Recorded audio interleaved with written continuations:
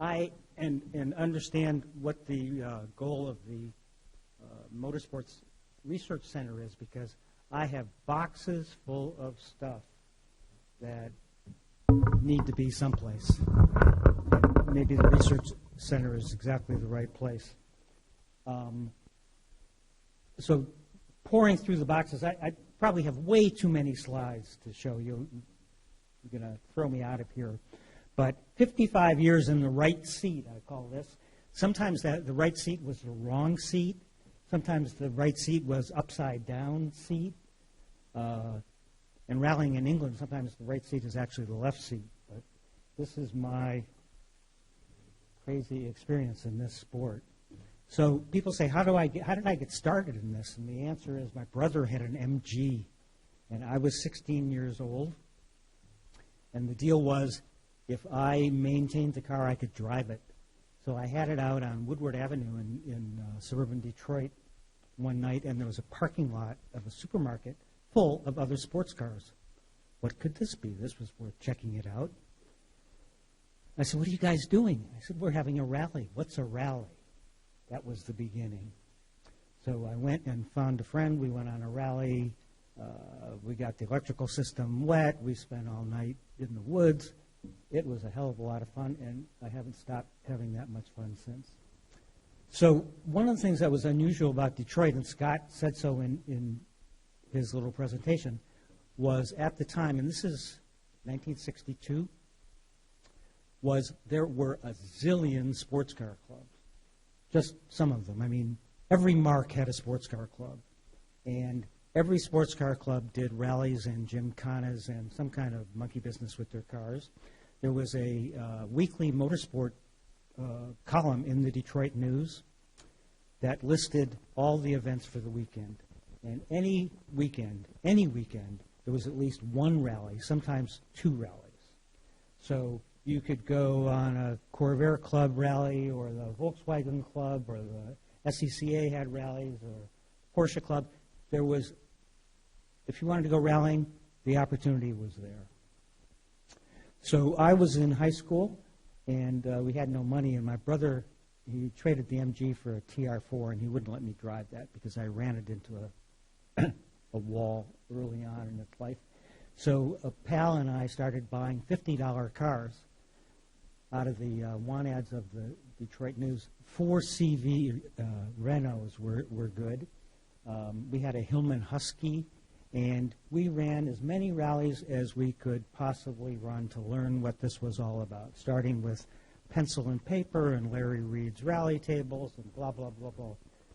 But I just took a bunch of these dash plaques and threw them on and took a picture. But I've got 3 more boxes of them. But then Gene Henderson had a great idea, because all the rallyists that were associated with these clubs, there was always, in every one of these clubs, there were a couple of hardcore. And Gene Henderson got the idea of starting just a rally club in Detroit, and it was called the Rallygators. And this is the nest of pro rallying in the United States. This is where it happened, and I'll explain how. So this was the hardcore. 1962, 1960, I think maybe Rallygator started in 1964. So this was the era when the Ford Motor Company was getting involved in Le Mans and doing their performance bit. They entered in 63 and a half, they entered Falcon Sprints in the Monte Carlo Rally. And first American-built cars to ever do that. They did very well with Scandinavian drivers. But being in Detroit and having the Detroit engineering crew and the people from Ford involved in motorsport in Detroit brought us, and I say us because I was a kid, brought me in touch with the engineers and the people that were doing this kind of stuff. And all this stuff was imprinted heavily into my mind. You know, this just seemed like so much fun, and you'd hear the stories of what was going on. Chrysler did the same thing in 1965. Scott took a team of 3 Plymouth Valiants. These were the first compact cars from Chrysler that had V8 engines. Scott started out as was a rallyist and a road racer, so he was the engineer in charge of developing these cars. This is in a gravel pit outside of suburban Detroit, testing these things. Took them over. This is another hero of mine and longtime friend and rally partner, Gene Henderson on the right. These guys hated each other, but for this they actually got together and ran the Monte Carlo together because they were practicing tire changes out in the gravel pit. But my association with them and the stories that they brought back from France after having done this have lived with me forever. Gene, I mean, I've driven thousands of miles as a co-driver for Gene and Scott both, and I think I've heard every story at least 40 times. But they also took these cars to Europe in '64 and also did very well. They were winning. Cars eventually petered out mechanically, but showed the potential of American cars against the Europeans on these kinds of roads. This is what brought disc brakes to American cars. None of these cars had disc brakes. One of the members of the Rallygators, a guy named Tom Semita, was the chief brake engineer for Kelsey Hayes and was responsible for putting disc brakes on both the Chrysler Valiants and the Falcons because they were absolutely necessary on these kinds of roads. This is Scott on the Grand Prix course of Monte Carlo. And so at that time, as somebody involved in this Rallygator Club, the big three, and you've heard them all mentioned, were the Shell 4000, which was a trans-Canada, all the way across Canada. Sometimes it would start on the East Coast and go west. Sometimes it would start on the West Coast and go east. But basically, coast to coast, it was Shell 4000, but sometimes it was 5,000 miles. And pre-Trans-Canada Highway, logging roads, lots of mud, quite an epic adventure for anyone, and just finishing was a trick. The first time I went, I think it was in '66, I went with a friend who also belonged to the Rallygators. We had a clue what we were doing. We actually managed to finish in a car that he had gotten as a graduation present. The car was totally useless and wrecked by the time we got to the end. The next year I went with Tom Semita, the Kelsey Hayes brake engineer, in a factory-prepared Barracuda. We had a good time. I think we did well in our class. This was, at the time, in world rallying, to put it in some kind of perspective, there were 5 events that counted for the World Manufacturers Championship. There was no Drivers' Championship at the time. There was a Manufacturers' Championship. And the 5 events were the East African Safari Rally, the classic, the RAC in England, the Rally to the Midnight Sun, the Shell 4000, what am I missing? And the Monte Carlo Rally. Those 5 were the 5 major rallies in the world. And the Shell 4000, because it was one of them, brought European competitors. So this was the first chance we got to see these guys that we would read about in Autosport. So this is Roger Clark in a factory, Lotus Cortina. So it was a chance for us Detroiters to compete against, the European champs. And there was the Canadian Winter Rally, was the other, the Winter Rally, the Shell 4000, and the POR were the big 3 rallies that we pointed at every year. When I went away to college at the University of Michigan, I got a call from Scott, who I had known from Rallygators, saying, I need a new navigator. His old navigator had given up the ghost for whatever reason. And I teamed up with Scott, which was fortuitous, and we made a good team for a long time. This was in a new Barracuda, the second generation fastback style. This actually, on the Winter Rally, we put a 6-cylinder engine in the car to make it lighter.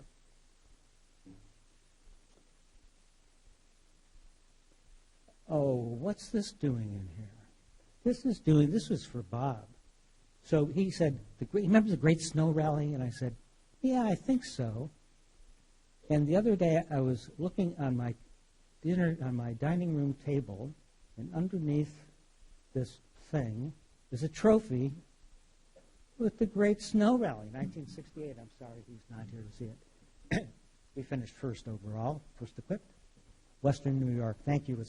My wife has loved this race ever since. Like you said, they gave out good trophies now. And the Show 4000, you get the idea. This Trans-Canada Rally, unimproved roads is a good way to say it. There was mud through the Western Plains that they used to call gumbo. It was the nastiest. I mean, it was just impossible to get through. And cars were just not what they are today. I mean, cars were just barely becoming, like real cars. But you kind of get the idea. And free-range cattle in the roads and, hazards and, lots of jacking and screwing around. And I've got pictures of me wading through mud puddles and, all kinds of crazy stuff. Scott and I went back in 68. He had finished second in 67. And we practiced our asses off, basically. This was the first rally either one of us had ever made pace notes for. So now pace notes are a given.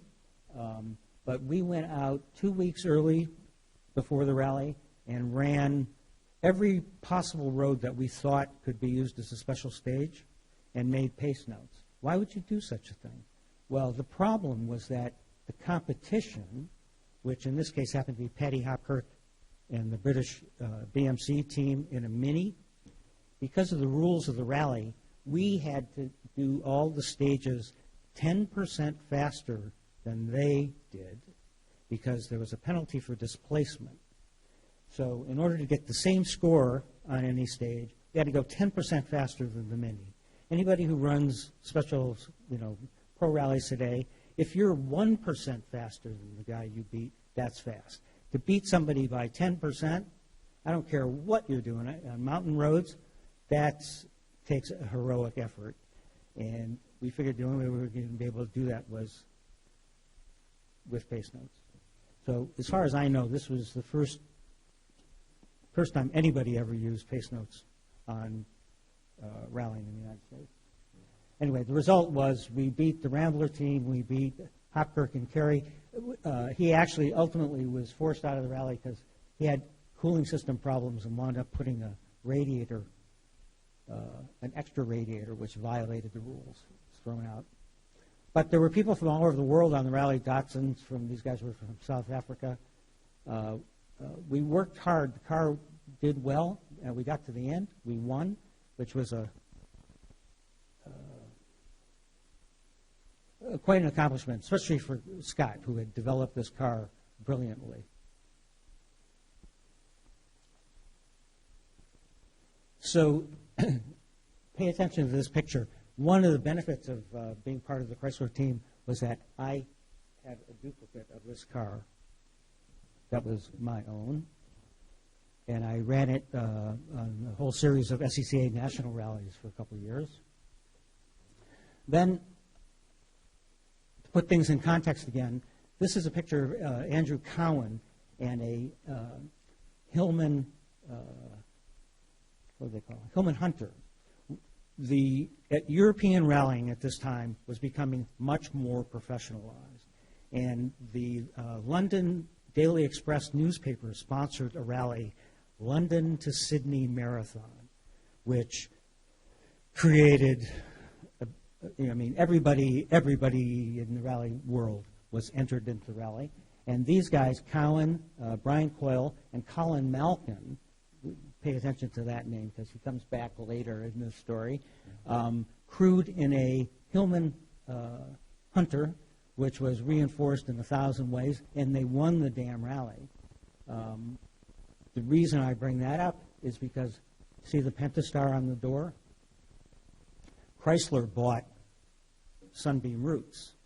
So these guys who had developed this London to Sydney winning rally car were Chrysler Corporation. So we got ourselves a London to Sydney winning rally car, although in the United States it was branded as a Sunbeam Aero. This was essentially the London to Sydney car. And we campaigned that car on PORs and Canadian Winter Rallies. I don't remember how many rallies, but it was really a good car. We loved that car. Here it is on the Canadian Winter Rally. We used to call it the Dempsey Weekend Frolic. But it was a great car, and this was one of the truly fully developed European rally cars to come into this country and be used here in pro rallying. I even got a free jacket with my name on it. Anyway, I like that car. I think we won the PR twice in that car. Then Gene got the bright idea of going to Ford, because Mustangs were big then, and he said, "Ralph, let's do a SCCA national rally team with Ford." So we walked into the Ford Motor Company with a proposal, and we walked out with a bunch of Mustangs. And we ran, I don't remember how many SCCA rallies in these cars. I hated these cars. I hope there's nobody here from Ford. But compared to the Barracuda, these things were terrible as far as actually the dynamics and driving them. They look pretty cool, though. And I think if I had saved the damn thing, they're worth a fortune. But I never really liked them as cars. I saw this picture, it made me laugh. We were filming a TV commercial for that gasoline company, Leonard, which is now Total, that sponsored the POR. And we were at Waterford Hills, which is a road racing course outside of Detroit. And I was following Gene and another GT350, and the gasoline was coming out the exhaust system. The whole car caught on fire and burned up. The PR guy from Ford who had given us the cars, he said, put these cars back on the trailer. I'm taking these things home, because we had a GT40 there, too, and he was afraid we were going to destroy them all. Because I should have put this picture, I had already run into a wall and completely wiped out the front end of one of them. And then for Bob, here's the 240Z team that he put together, that Tom Jones, who was a Canadian ice racer rallyist from Thunder Bay, Ontario, on top of the Lake Superior. He and I have become good buddies along the way. And I've been up in Canada running lots of events with him. We did bunch of events in the Caribbean, in Jamaica and Barbados, that were a hell of a lot of fun. I'd like to go back down there. So we got together and did the POR, but there was a warm-up for the POR. I think it was either Moonlight Monty or Dawnbuster. That was the Moonlight Monty. And we rolled the 240Z. And I was telling my friend Tom last night about it. So we rolled the car. We managed to get it back up on wheels. We finished the rally, but the roof was pushed way down, and all the glass was out of the front of the car. And Bob said at the end of the rally, "You got to get this back to Rochester." And I said, "How am I supposed to get?" He said, "You're going to drive it back to Rochester." And with ski goggles on, I drove the car from Alma or whatever it was, over to Sarnia, across the border. The customs gave me much grief driving this crushed car in ski goggles, and dropped it off in Bob's lot. And I don't remember how I got home from there, but I do remember that. But we did pretty well. This was POR had become a World Championship rally, so it brought these Lancias with Karlstrom and John Davenport.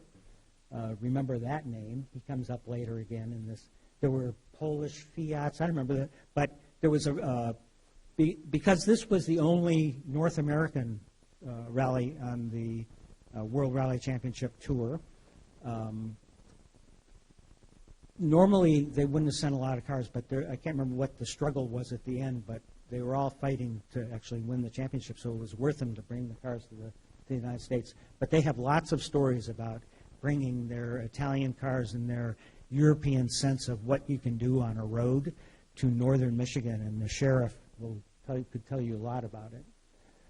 But this turned out, these guys had problems with the cars and had all kinds of problems, and the rally turned out to be between Tom Jones and myself in the 240Z, and of all things, a Jeep. And Gene Henderson shows up in a four-wheel drive Jeep which he called Moby Dick. So this, we laughed at him. It's like, Gene, what are you doing? He said, you watch. So this is the first this is landmark stuff. This is the first four-wheel drive vehicle ever to win a World Championship rally. And Gene did it in a Jeep. And he just didn't beat us. He really beat us. I think the other Jeep we were sandwiched between two Jeeps.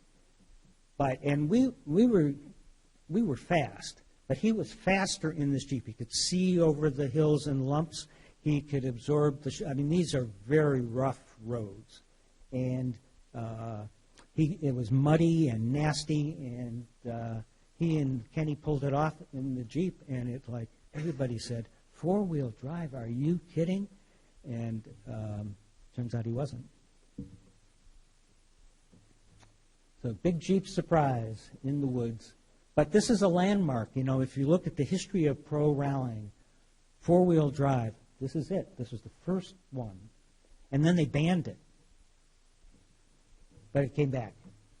Then Colin Malkin from the London to Sydney thing, he and I ran a POR in a Datsun SSS, and this guy was a complete lunatic. We ultimately fractured a gas tank. We had fuel all over the inside of the car, and we bailed on it, but closing the loop on these people that I met along the way.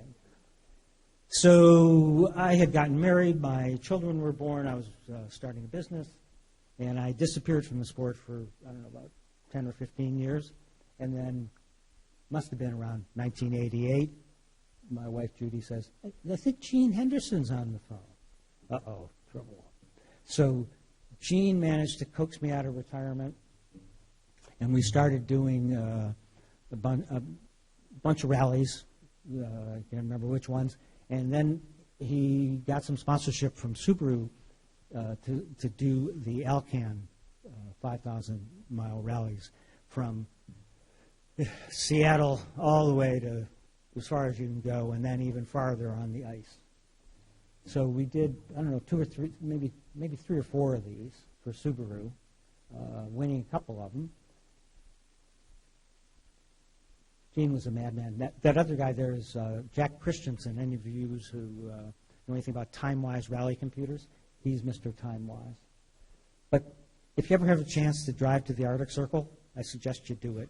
And I suggest you do it in the winter time because there's no dust. And it's also so cold that it's not even slippery. It's definitely the time to go. And Scott Harvey called me one day. He said, how'd you like to do the Carrera Pan Americana in a Porsche 356 that I just restored? And I said, sure. So we went down there and we did that. That was fun, just as you suggested. It's kind of crazy, those people. Those 8 o'clock drivers' meetings that would start at 11:30 drove me nuts, being Mr. OCD here. But we had a good time. So then I think I had a subscription to Classic and Sports Car magazine, English publication of classic cars. And I started reading about historic rallies in Europe. And I said, this looks like fun. So I called John Buffum and I said, John, you know anybody? Tom Jones and I, we'd like to do like maybe the historic Monte Carlo rally or something like that.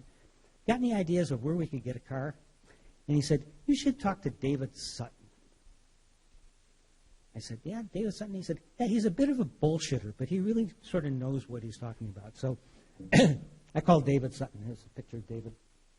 And David, this is actually David when he brought his team over here and was on the running U.S. pro rallies for a year. But David is a rally man of well-known repute in England, has been building rally cars forever,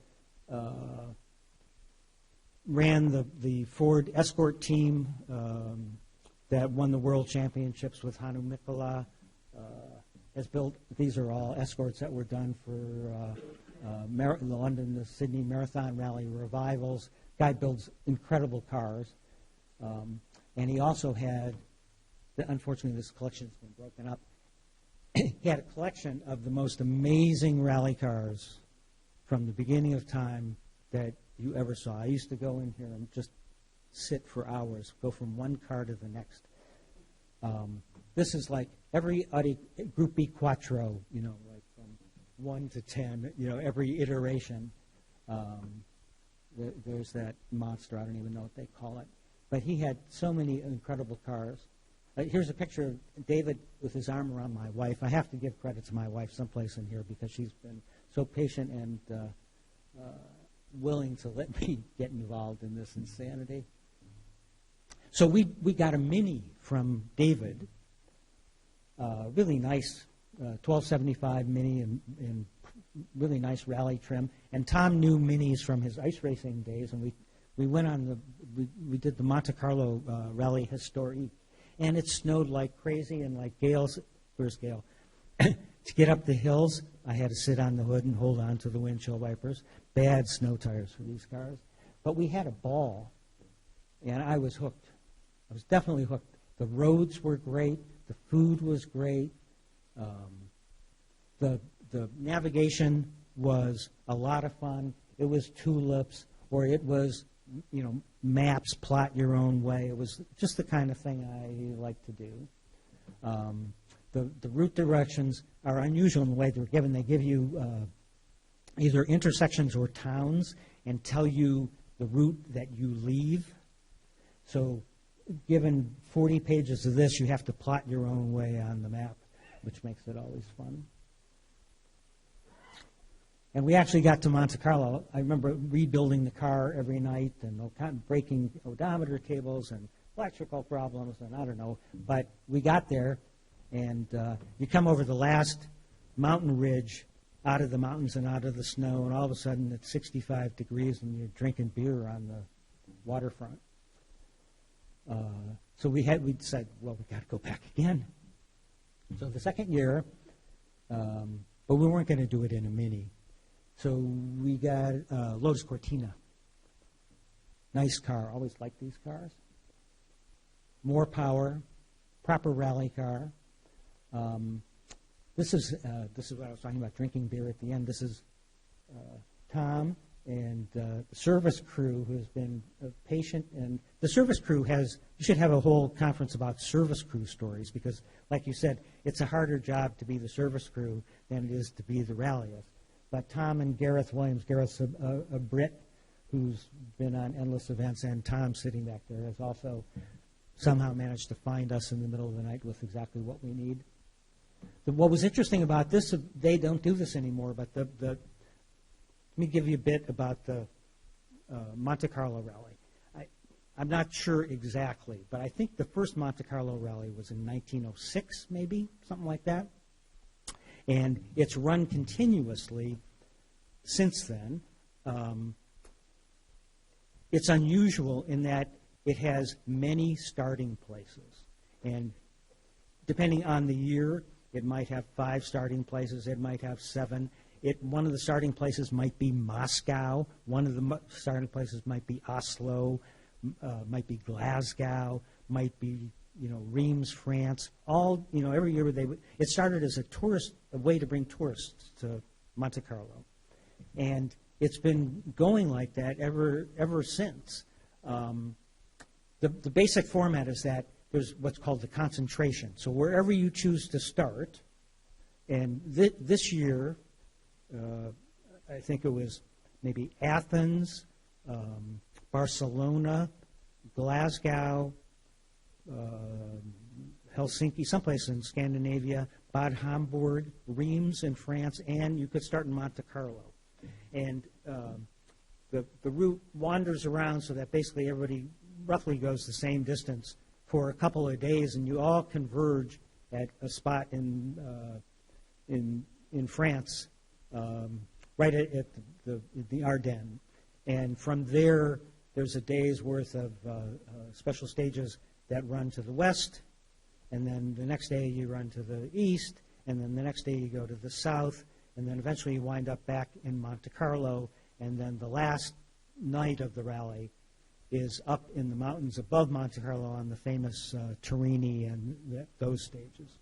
So this had been going on since, what did I say, 1900-something. And when the World Rally Championship changed to a all-daylight made-for-TV format in the late 90s, the Automobile Club of Monaco, who runs the Monte Carlo Rally, said, wait a minute, we've been doing this for 100 years and you want us to change it? You know, get rid of all the night stuff, get rid of all the, you know, traditional. They had, there's literally 100 and something automobile clubs all through Europe that run the checkpoints. It's like a huge deal.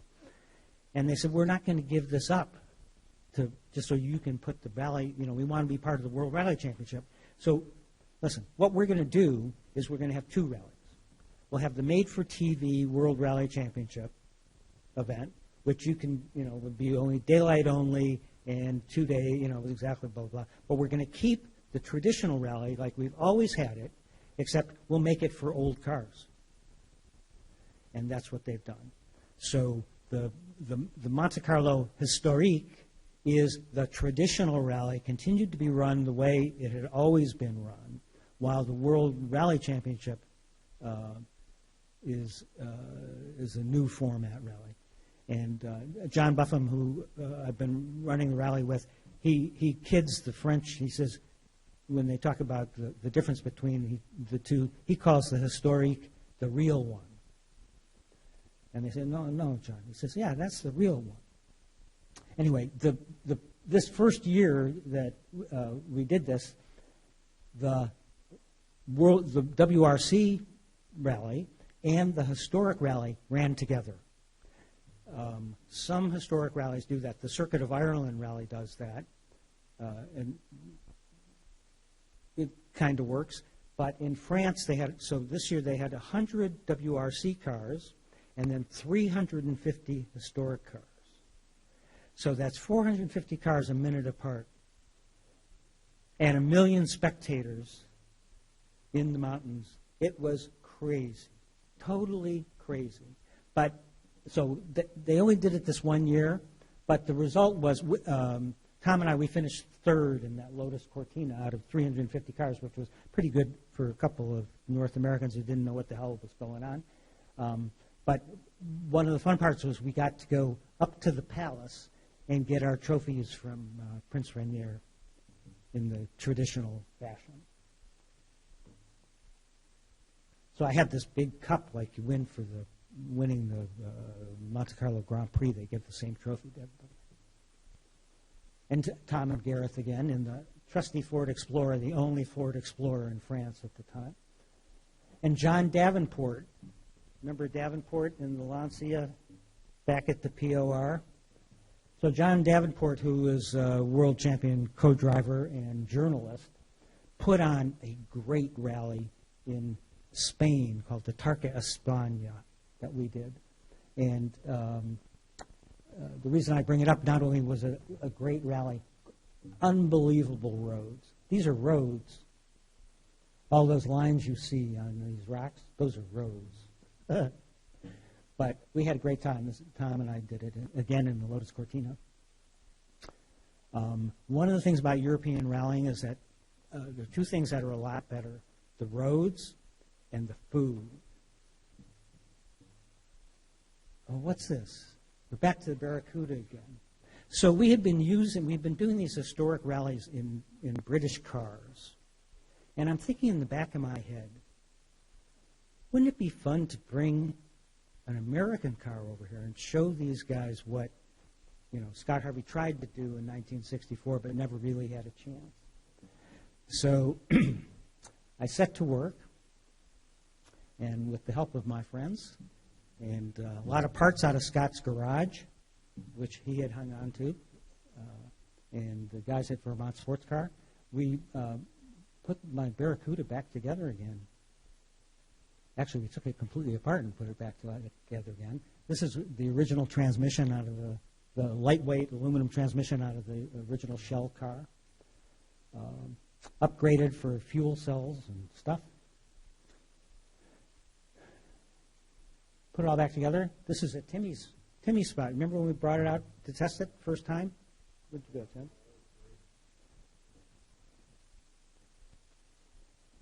The logistics of trying to bring your own car to Europe to do rallying with gets a little crazy. Lots of boxes of, because you can't go down to AutoZone and buy spare parts for a Barracuda, in France. So, get all the stuff organized, major logistics, throw it all into a container, and you wind up in David Sutton's workshop. And throw a bunch of Hakkapeliitas in the trunk and go rallying. This was 2001 on the Monte Carlo. Off we went. The car did beautifully. The whole thing is pretty incredible. I mean, the atmosphere, the snow. You go from down in the valleys, no snow. You get up in the high spots, there's snow. We got all the way through the fourth day. We were just coming into Monte Carlo and getting ready to start a stage, and the flywheel seized. It turned out that the pinion on the starter had jammed in the flywheel, and it took us out of the rally. But we knew, we won. Anyway, the handwriting was on the wall. We knew this car was going to be great. And people were like, what is that?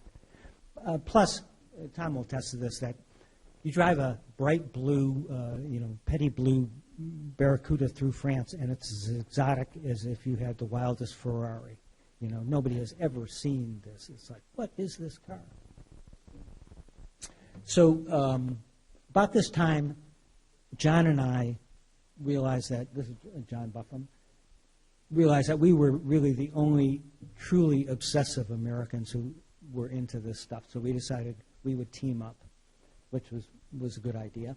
And after chatting about it and scheming, how are we going to beat these Europeans at their own game, we realized that we needed to do reconnaissance, because something like the Monte Carlo rally, all these guys who live in Italy and France, they're out every weekend driving these roads, making their notes.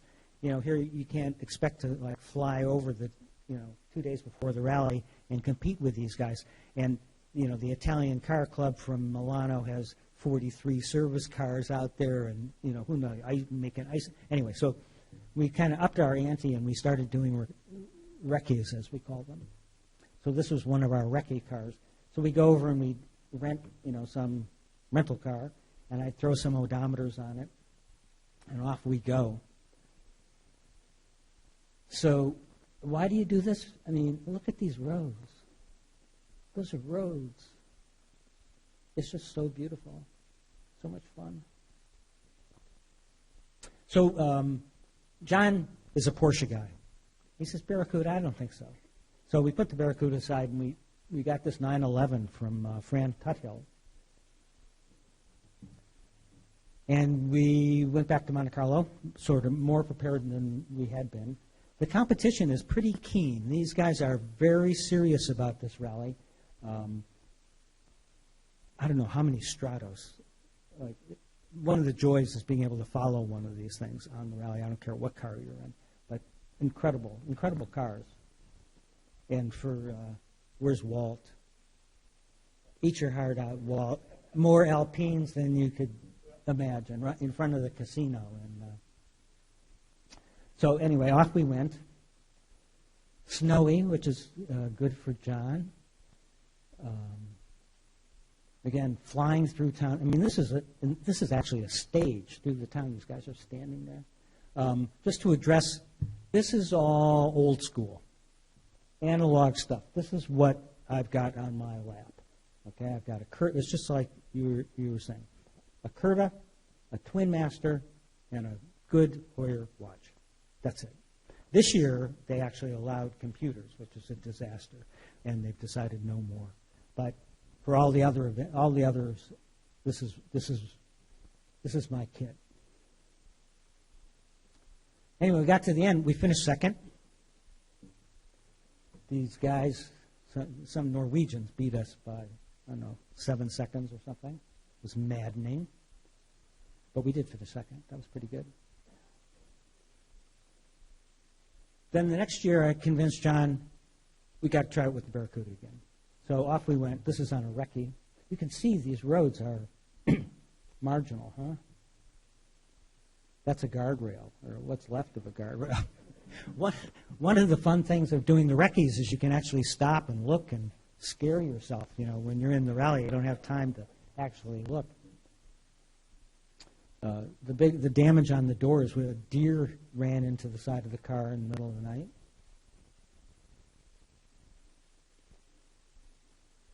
Finished second again. 3 seconds. 3 seconds to the cheating Italians that are on the top podium. So that, I'm not sure what took, I think it so pissed us off that we lost to these guys by 3 seconds that we stayed away for a while. But we went back this year. And this was a little card that I think Taylor made up. Did you make that up, Taylor? No? That showed that in 1969, John ran the Monte Carlo Rally when he was stationed in the United States Army. What a station. He was stationed in Stuttgart, okay? And used to, when he had time off, he'd run over to the Porsche factory and make friends with the guys at Porsche. And they sold him a 911, and he went and he ran the Monte Carlo Rally. 1969, he finished 12th?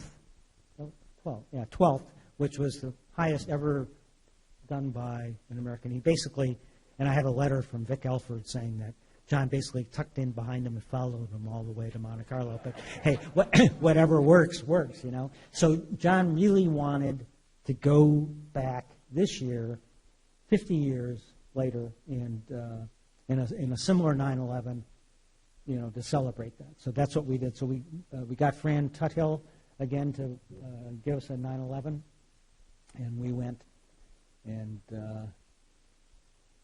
we had a good time.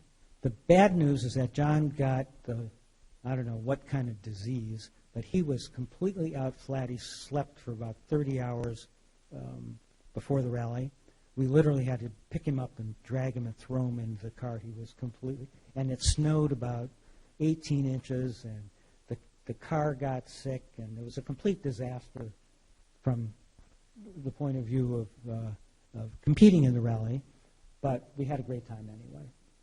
But this was this year's route. You can see Athens, Bad Homburg, Glasgow, all converging on Valence, and then from there. Your French gets better dealing with this.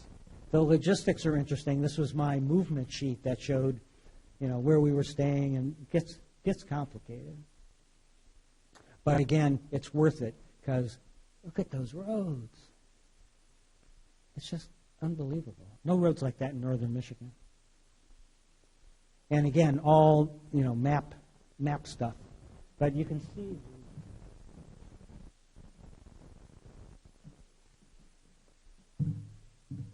crazy roads. And there are 15 stages that are, I think, maybe from 30 to 50 kilometers that where the rally's won or lost. It's like, where do you guys find these roads? It's amazing. And again, the work of the service crew. This is Mark Farley, Diamond. Any of you who go out to pro rallies with, watch the Vermont Sports Club, he right there in the thick of it with the Subaru team. Out doing our practice before the rally.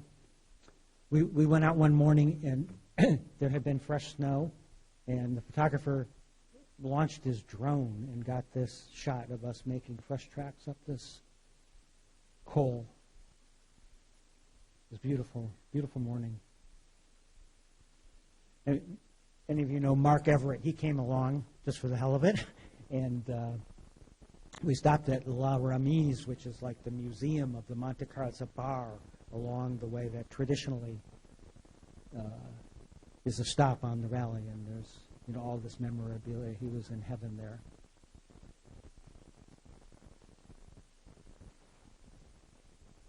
That's it. Anyway, it's crazy. And you can see the crowds are out, and the food is great. It's a big deal. And it snowed crazy. We had to stop for a snowplow. That's why everybody was all in the same place there. But again, roads, roads, roads. That's the coolest service truck I ever saw.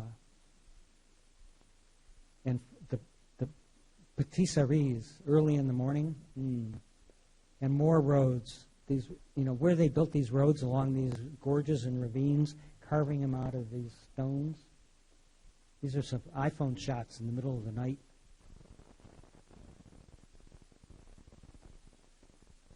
Croissants. And then at the end, 350 historic cars. And these aren't like trailer queens. These are rally cars.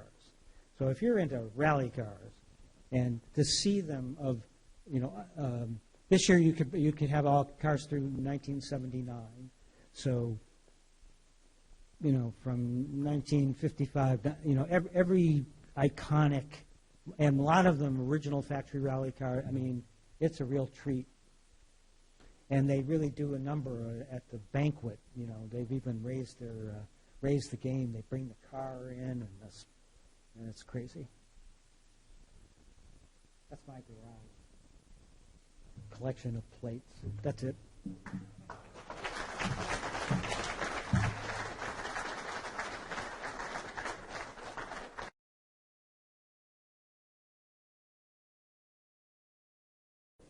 We have one more local rally.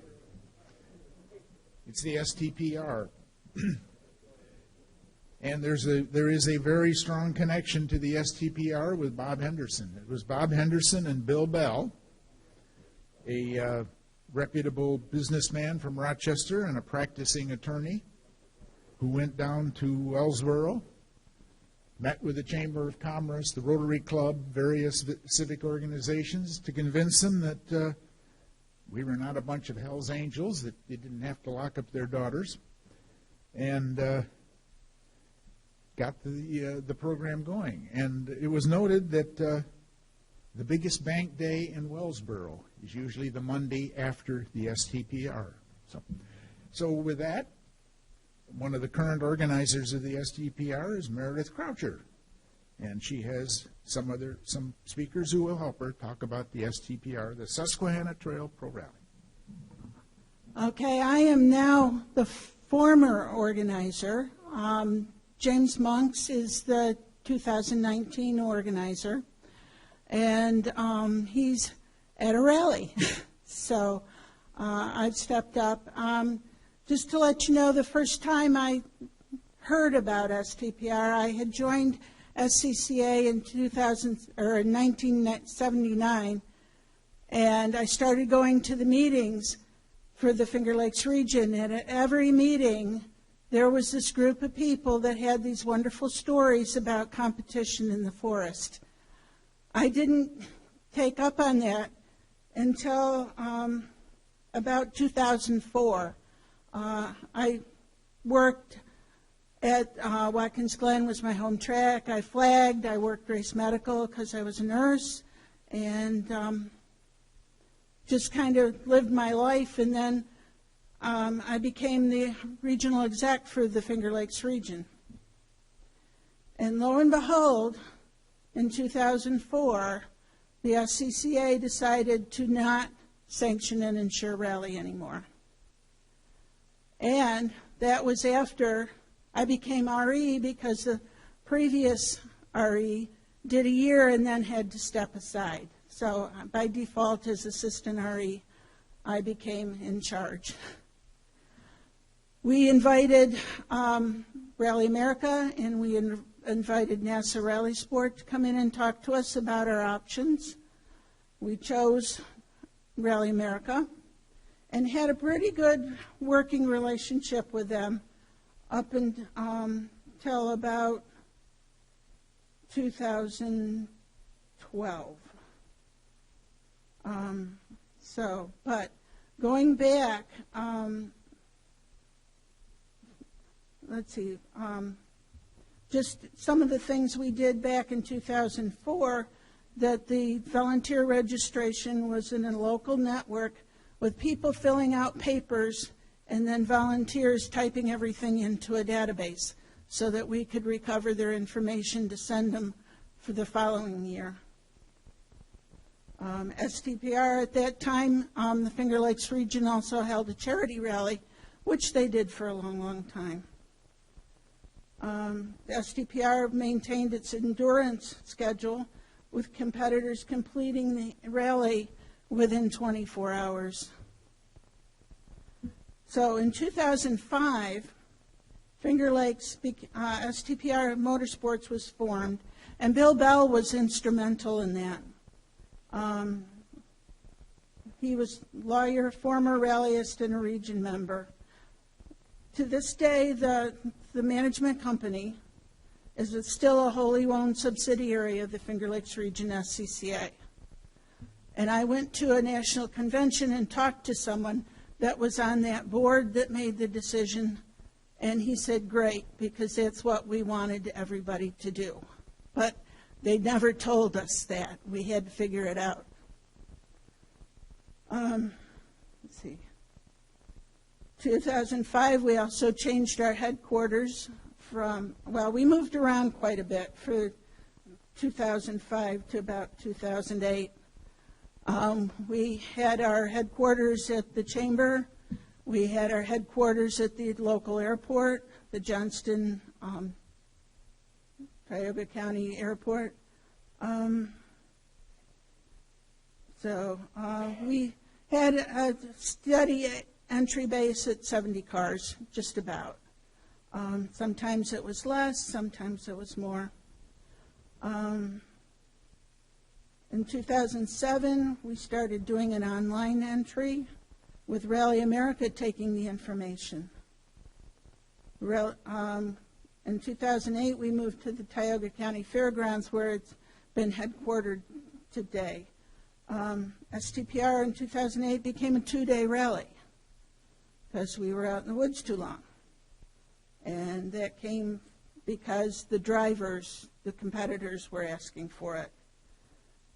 Reconnaissance, or recce, was added to the schedule as a safety feature, but there was notice that speeds also increased. Water crossing stage was gone, taken away in 2008 because it went from a very polluted stream to one of the best trout streams in Pennsylvania.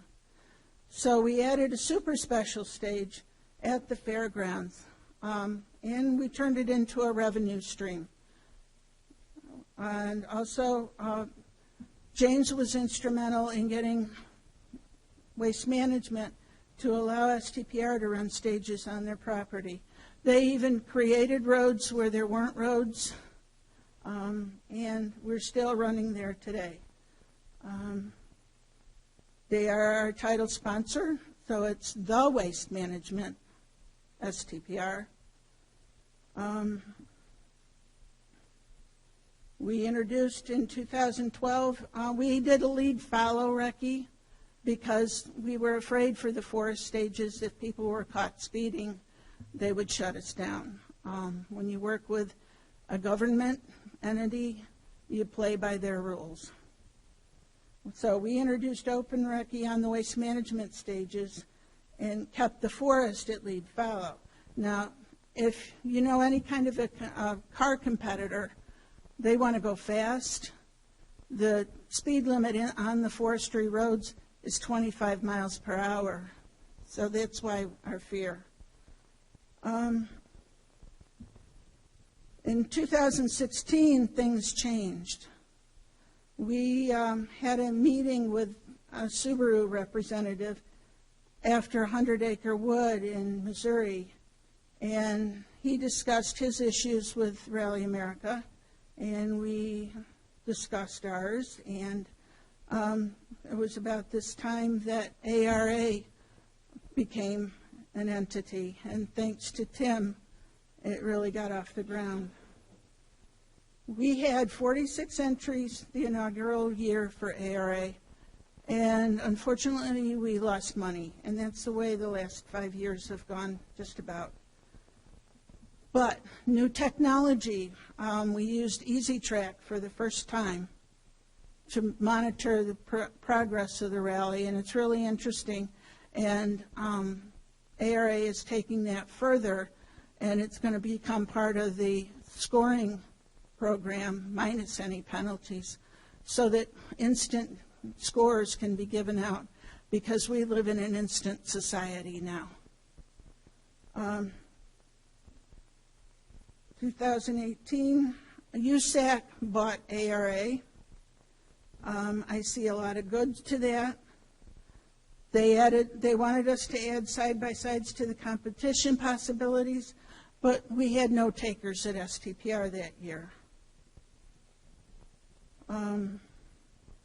We expanded the capabilities of the EasyTrack system, and actually were able to know where competitors were when they were on recce, if they were en route, if they were speeding, and it was all done by, and speeding penalties were figured out, was it a one-time thing, or, were they doing it consistently? Just to fill you in on what I think's happening this year, I told you James is now chairperson. Alan Smith and Lou Giese from Finger Lakes Region are the managers of the LLC. It's still a 2-day competition, but we have asked for and received permission to run 4 stages both Friday and Saturday. That's huge, because it's not a compressed thing. It will allow us to maybe, hopefully, allocate our volunteer base better and give better spectating to the competitors. We are also going to run stages at Waste Management both Friday and Saturday. We have not done that in the last couple of years, but so that will increase the exposure. It'll also help our bottom line, because we do charge admission to Waste Management, but it's only $5 per person. Waste Management's building a new spectator area that's happening as we speak, and we're going to be able to run around the pit, and Alan will elaborate on that a little further. Why I think USAC has been good is that rally in the United States has been unheard of across the world. There are fringe people. I used to field like maybe 10 questions every year from people outside of the country. And rally in the U.S., Kevin Miller is, he sits on the board at ACUS, which is the governing body for the United States for motorsports. We're seeing competitors periodically. We have in the last couple of years. Oliver Solberg, who is Swedish. Petter Solberg is a famous rally driver. He won at 100 Acre Wood and Olympus driving for Subaru and Vermont Sports Car. So they're starting to figure us out and come over. I've noticed the rules are moving closer to FIA rally rules. The livery the cars need to bear is very, very close. And we still are working on admitting side-by-sides or UTVs to the competition mix. So that's where I see it's going. I see rally becoming, hopefully, a major motorsports.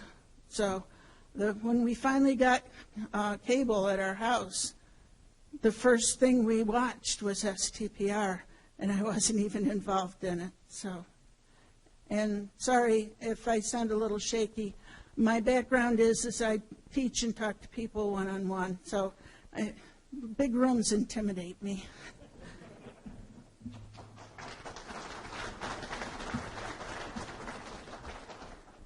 Next up is Andy. He's going to talk about marketing.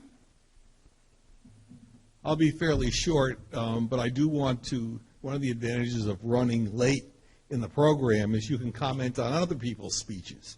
And And I think it's in order. Some of these names have been mentioned already, but there are many famous road racers who are also famous rallyists. We've talked a little bit about John Buffum, who's now known as a rally champion, but he ran an under 2.5 liter Ford Escort and won the under 2.5 liter championship. In one of the very first years that IMSA ran, and he still has that Porsche. Hasn't converted it to a rally car yet. He keeps it as a road racing car. Also, Vic Elford, who was mentioned before, Ralph mentioned him. He in 1968 he won Monte Carlo in a 911, and then the next week came over to Daytona and won the 24 Hours of Daytona. And he's the only racer in history of motorsports who's ever done that. Porsche factory drivers Timo Bernhard and Romain Dumas are both serious rallyists. And one of the things Gail had mentioned was some of the tasks of the co-drivers. And the very first rally that was on ESPN in 1991, they would film the rally, and then a couple weeks later they'd produce a half-hour show. And John Buffum was one of the commentators. And they had there was a picture of with the in-car camera of Bruno Kreibich, who used to run Audis, and Rod Hendrickson was his co-driver, and it was snowing. It was a big blizzard at the Main Forest Rally that December, and Buffum, who really, and Ralph will tell you this, really had sort of a disdain for co-drivers. He figured he could use the co-driver okay, but he'd rather just drive himself. And the window was fogging up, and Hendrickson is sitting there wiping the window, trying to see it. And Buffum says, I don't know why those guys think they have to be able to look out the window. They should be looking at the book and looking at the instruments. They shouldn't be looking out the window. And so it was, and also people might, I did PR for Porsche for a long time, and the Porsche Carrera model was named after La Carrera Panamericana, and it was Hans Hermann, who was the first Porsche driver ever to win overall at Le Mans, who won in a Porsche 550 Spider, and Porsche, in commemoration of winning that race in 1955, commissioned the Carrera model, which still is for sale today. But I wanted to talk just for a couple minutes about the marketing of the pro rally, the sport of pro rally, and there's a lot of good things that the series has to market, and a lot of things that the series has to overcome. And one of the things that they have to overcome, as Meredith mentioned, is the lack of numbers. If you're going to get a sponsor, and the sponsor says, well, how many people come to each event? You say, well, we have a couple hundred people in the woods. The sponsor's not interested. If the TV network that's going to broadcast your series says, well, how many people are going to watch this? And you say, oh, I don't know, it's not on TV now. Then the sponsor's not interested. But there's been evidence that these things can be overcome, and I think with the need for content, especially on cable, and the fact that the sport is really, it's not like drag racing. It's not set up for live broadcasting. Thing goes on all day. It's like trying to broadcast a track meet live. You sit there all day waiting for the shot putter to throw again. But it's perfect for made-for-TV, where you can condense 2 days of rally into a really good half-hour broadcast. And ESPN did this in the late 80s or early 90s when they started. And I think what happened is the producers of the show, who ESPN didn't sell advertising for, the producers were responsible, and they really a good job wasn't done. And I think that there are enough people who follow Rally around the country who have buying interests that, and also the networks are starving for content now. If you watch NBC Sports Network or FS2 or some of the second tier cable sports networks, the stuff that's on there is not great. And there's room for, and they're running a lot of motorsports. You see everything from Formula E to some of the support races for pro road racing, and there's room for U.S. rally shows on there. And I think that hopefully this will be something that USAC, as a national marketer of motorsports, is going to be able to bring to life once again. In the early days, we've seen some of the sponsors on the visuals already today. Total, lubricants and gasoline. Toyota sponsored the World Rally Series when they were involved. That came to the Northwest. Some of the accessory companies like Tag Heuer or CBA Lights, who sell to the rally community, need to be approached again. And I think that the manufacturers have to be resold on the advantage of exploiting what people can do to the cars that they make to make them reliable and safe. And the other thing that Rally really needs to pick up on, that Le Mans and other sanctioning bodies have picked up, are alternative fuels.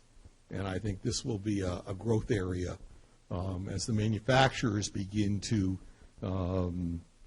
market cars, some of it forced by the government, for alternative fuels. I think this is a great area for Rally to expand, and I think that that the sanctioning bodies and other people will follow that as it comes. So I think as STPR, for instance, moves towards more closed course stages where people can come and see. I remember we took a road and track editor to Europe one year for the RAC, the Royal Auto Club rally in Europe, and we in England, and we drove 6 hours one morning, and then we had to park the car. We walked another 2 hours in the rain to wait another 2 hours for the cars to come by. And the guy said, I'm having a great time, he says, but Americans won't do this. And I think maybe the key to the growth of the sport, it's great to keep the 4 stages, and it's what the rally diehards really like. But I think the more, this waste management thing, and if you went to STPR State Facebook page, there's a video of where waste management is building, and you'll be able to see 3 or 4 turns, and it's like in a big bowl, and they'll have stands and food trucks and the kind of things that will attract people to come see and I think that you'll see events taking that kind of attack as they come. But fortunately, I see on the committee that we have for STPR that there's young people coming onto the committee, and the fields are getting younger with younger people participating in the sport. And I think that's what's going to carry us in the future. And so I hope if you guys get a chance, even if you can't come down for the weekend, Wellsboro is less than an hour from here. Come on down and watch the rally with us in September. Thank you.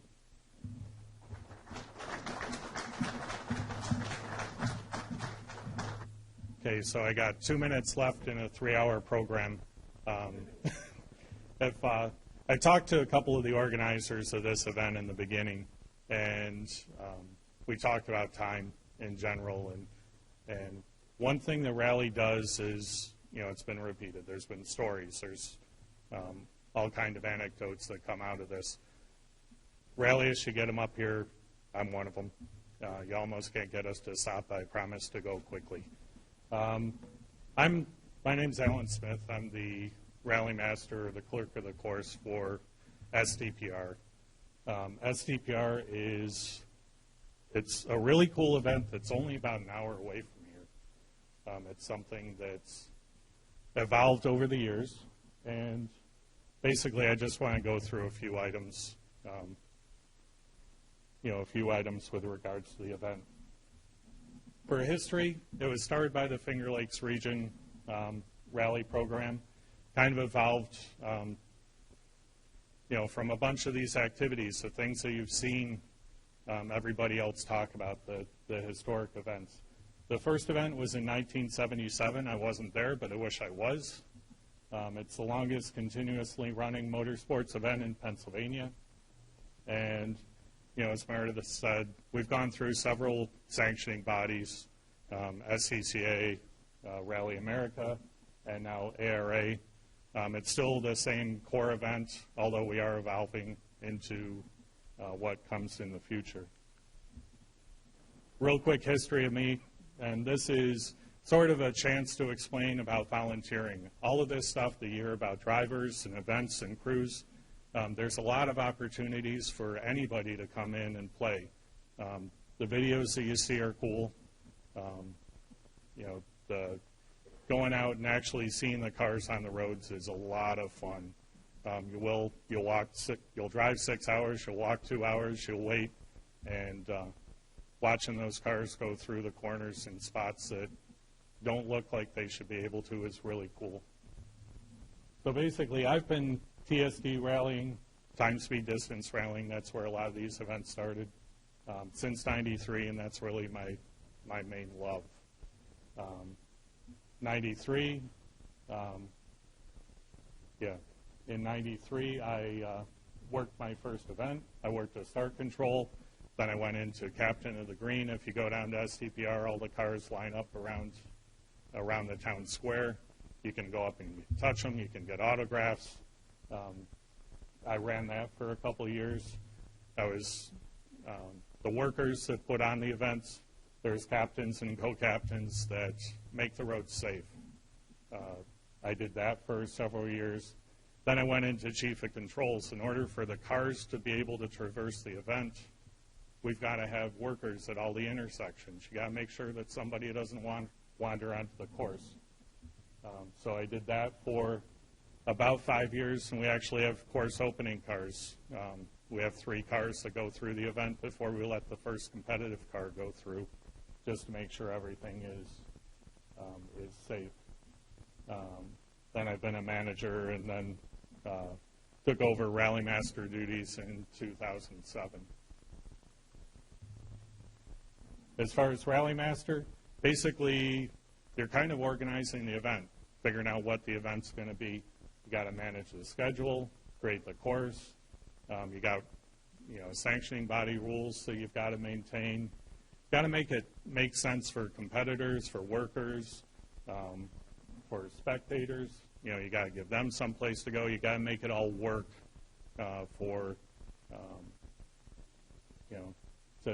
to let everybody have a good time and a good safe time. You got to create route books. There's competitor route books, official route books, and service route books. You've seen a few of the examples pop up on the screen. Things like this is what the competitors use in order to figure out where they go. This is what the navigator has, or the co-drivers. And, so trying to work that all out is part of the duty. You got all kinds of workers. There's spectator areas that we're trying to manage, make it entertaining for people to come out and see. And worker opportunities, this is an example of a park expose before a super special. Some more duties, you got to decide on spectator areas. We're out in the forest. We're out on one-lane forestry roads. There's not amphitheaters. There's not auditoriums that people can sit in and be comfortable. We're sitting on the side of a hill, holding on to a tree. But you got to find spots that there's enough room to get several hundred, several thousand people to watch. You work with local authorities. The government controls the roads. We're in state forest, so we're working with that. There are camp owners out there, so we need to notify them and say, hey, we're going to have fast cars coming by. Come out and see, but when you come in, we're going to close the road and you're going to be trapped in there. Let them know what their access is going to be. Coordinate with committee members. We've got radio, we've got medical, we've got service that we need to manage, and then there's also stage notes that is another level of route instruction that's beyond what I provide. And then the biggest thing is manage the unexpected before and after, before and during the event. No matter what, my son just started joining Boy Scout troop, and the scout leader has a phrase I really like that he says, "I don't have ducks in a row. I have squirrels at a rage." It's just chaos. You get this many people that all have their own agenda, their own thing that they need to, that they think is the most important thing in life, and you're trying to get everybody pointed in the same direction. It gets to be quite fun. The changes over the years, and I'm almost done. The changes over the years, it really started out as, a bunch of average Joes just get in a car and wanted to go out and have a good time. It's really evolved into more serious teams, and sanctioning bodies have promoted the sport. It is the right thing to do, but it does add a lot of challenge. And then teams have gotten larger, cars have gotten faster, service vehicles have gotten larger. That's one of the big challenges. Because, again, we don't have a lot of space out in the forest. And costs have increased. Now things have evolved. The United States loves to sue.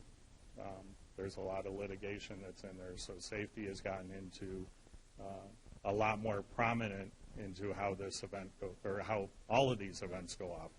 A lot of the things that you used to be able to do, you can't do anymore. A lot of the things when I started coming out to these events, and I'm really glad that I was able to experience them, with regards to getting close to rally cars while they're actually rallying. In hindsight, I'm kind of thinking, holy cow, we were crazy, but it was a ton of fun.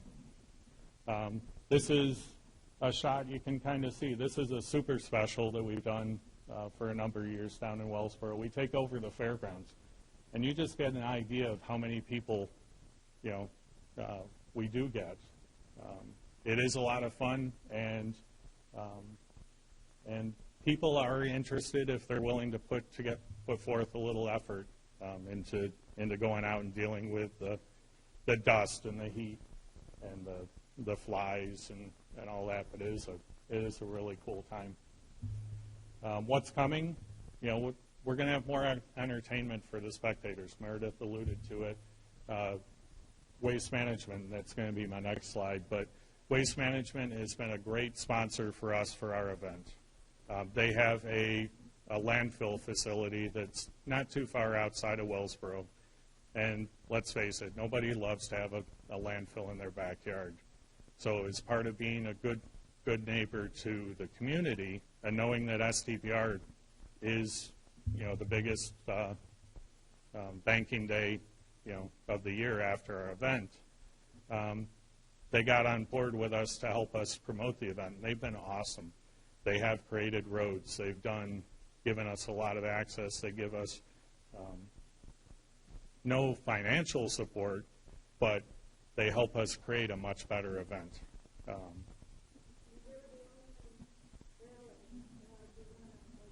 Yeah. Yeah, so we got in, and Waste Management brought us in, and locally we've got a really good relationship with them. And as Meredith said, we're the only one that's able to use the facility. It's not a landfill like you would see, where you think of it's a lot of household garbage and stuff. It's not really that type of landfill, and it's really pits. But the thing that's really nice about their facility is they have thousands of acres that's there that may get used into a landfill in the future, but in the meantime, we can go out and play on those roads. And there used to be roads, and there was, when I went out there first, I was looking out and going, okay, well, there's sort of a road that goes over here, and there's sort of a road that goes over here, and it'd be really cool if we could link those together. And they go, we have bulldozers, and basically I remember the first year I went out with, a couple hundred surveyor flags and walked out through the woods and said, okay, I want the road to go here. And in the matter of a couple months, all of a sudden I was driving down those roads. So that was really cool. The other stuff, more exposure to our sponsors. I expect that there's going to be more rules and guidelines. That's the way that things just go. More excitement. I think Waste Management this year, we are looking at doing a lot more with that facility. Like I said, they've got thousands of acres. We do run through a lot of secluded woods, but the first, this picture here that's taken on their facility, they created a jump for us and cleared out a big spectator area so that people could see something cool. And they've created, we've got almost 9 miles of road, which, Tim, I imagine you can get a sense of how much work it is to create 9 miles of road where it didn't exist before. Let's see, I expect more speed for competing cars, more technology. Easy Track is something that Meredith mentioned. It's tracking that we can use while they get a box that they put on their dashboard in the car, and while we're sitting in net control, or where we're managing the event in general, there can be a computer screen with a location for each competing car, and they can also communicate to us if they need help, if there's something that goes off that they need a medical support, so we can use that. And again, quicker timing and results, that's the Easy Track. Potentially, over time, that may evolve into the point where that can be used for scoring for the event. Right now, it's a lot of cards and a lot of manual effort. So basically, I put this one up thanks to Waste Management. I've already covered a number of the items, but as you can kind of see, here's a landfill. This is a little town. They have all this property, and they've, essentially created probably a quarter of these for roads. This section through here, we were looking for a little more distance. The guy that was in charge of the facility at the time took a bulldozer out and kind of goes, okay, I'm going to go a little left, going to go a little right, just sort of made things. He'd seen us for a few years and kind of had a feel for what it was that we were looking for. This is all brambles. There was no way that I was going to be able to walk through there, but I came back and like, hey, we got roads. And this is the area that we foresee kind of picking up. Here's the area with the big jump. We'll be able to get spectators in there, but we'll also have a lot going on in this area, and they've got, as you can imagine, when you dig a big landfill, as much as you see the hill after the landfill is full, as it goes up, you got a little mountain. It's really that big a hole going down as well. So in the meantime, they've got big piles of dirt and rocks sitting over on the side. So they're setting it up so that we can get spectators up on top of that and give an opportunity for somebody here to see a car going by here. They'll see them pop out over here. And this is an old map, but we're actually going to be out racing, around this area this year as well. So there's a lot of really cool things coming up. I'm excited about what's evolving, and every year this is a ton of work. It's like a second non-paying job, but it's really enjoyable to see something come off, and I think that's it. So we typically have about 400 volunteers.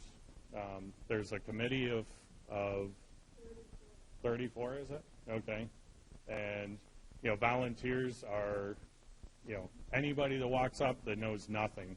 You can end up on a stage crew. You can be timing cars. You can be working a spectator area. You can be helping with merchandise. You can be taking tickets at Waste Management.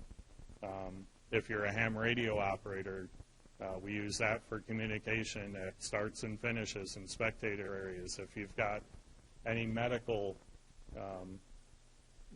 if you're an EMT, or it gets to be a challenge. If you're not from Pennsylvania, they limit what you can do. But if you've got a medical background, we can use that help. There's just, we can't thank volunteers enough.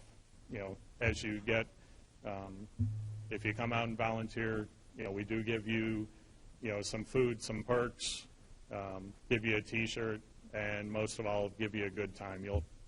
As you can tell from everybody that's been talking up here, everybody's got a passion for this. That's why we're 15 minutes over. I apologize. But everybody's got stories. There's no way that you cannot go out to an event like this and go back to work on Monday and keep mum about what you did. You're just, yeah. Yep, exactly. Thanks, Tim. And one other, I'm going to stop soon, I promise. One other thing, a lot of these stories that you've heard about the rallies, some of this still exists. Finger Lakes region, we're up from out of Rochester. We do a winter challenge series. It's Saturday night events, 150 miles. You need a driver and a navigator, and you go out and we drive on the snowiest, hilliest, windiest roads that occasionally get plowed. We don't do seasonal roads because they don't get plowed. And they don't need to get plowed often. We don't care. But they are a ton of fun. You go out and you do what we're talking about here. You got a driver and a navigator. You start at a time of day plus your car number, and you drive for 150 miles through the woods. You get checkpoints, and it's all legal speeds. It's all safe. It's all brisk speed. It's all a little bit challenging. It's all a little bit on the fringe, but it's not bad. And it's full of stories. So, okay. Any other questions? Or you can applaud as I walk away.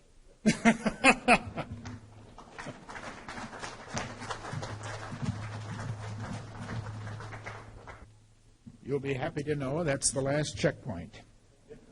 You now have a transit run across the street to the center for refreshments and social activity, and you can be able to talk to the participants over there.